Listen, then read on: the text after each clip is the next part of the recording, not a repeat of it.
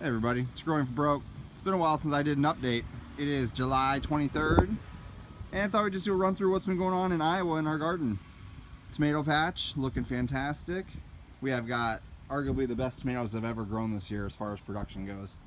Started cleaning up some of these indeterminate tomatoes. These are Cherokee purples, and I mean I just got racks of them growing.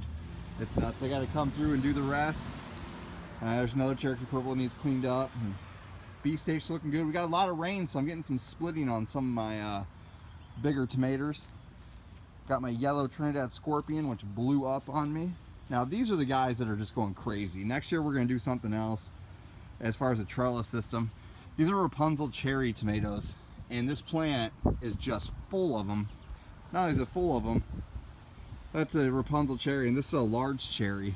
And it's absolutely just taking over the patch, and the amount of production we're getting is just insane. I mean, it's like that all the way through the plant. It's crazy. Really happy with the way things are looking and going. So yeah, there's that. Broccoli patch and Brussels are doing fantastic. Sunflowers. I went ahead and deep mulched our strawberries for the season. I got sick of weeding it, to be honest with you. The mushroom tree has not done anything yet. We will go take a look at that though. The greenhouse is basically shut down for the season. I don't have a shade cloth, and frankly it just got too hot is what happened. Put a little bush in today next to the house. Comfrey coming on really good, which is for compost.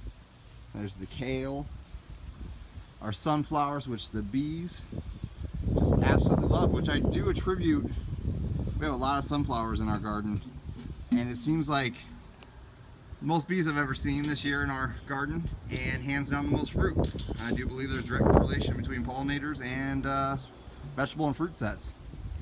This is a bed that needs to be replanted with beets, I do believe. I already did a harvest of those, and they were fantastic. About 30 pounds of them. We pickled them. I can't get enough of them. Kind of got some randoms. Throw out here a tomato that a hornworm got on. I think I found him and got him nipped in the bud. Got to keep an eye on that. The weather's been perfect for him. In my area, we're having issues with Japanese beetles eating stuff. I have not seen any yet, personally, but in the county, well, north part of our county, people are getting hit pretty hard. The brown oyster mushroom tree.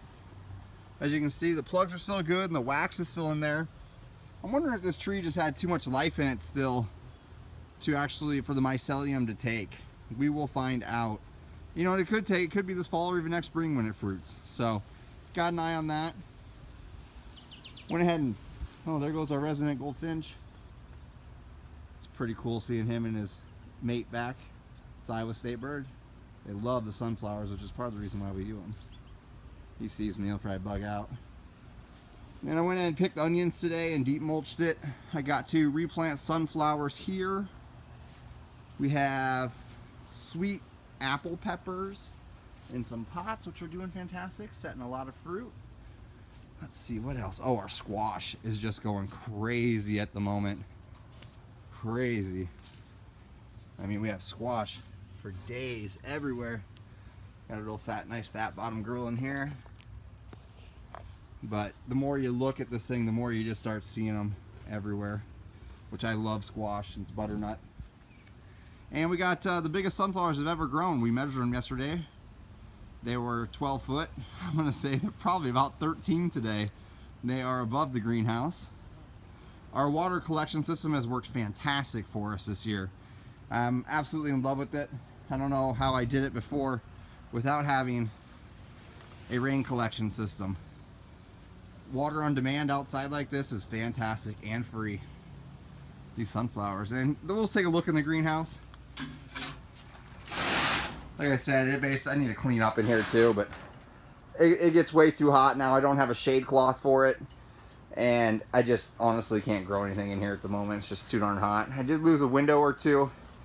The frames just suck on this, and we had some severe wind, so I can't really blame Harbor Freight on that. I should have been maybe more diligent and secured them maybe possibly a little bit better. At the end of the day, it's a $500 greenhouse, and it served its purpose so far this year extremely well. I don't even want to step in there. It's so hot at the moment. We're under a heat advisory in Iowa right now, and about 100% humidity, and it feels like it.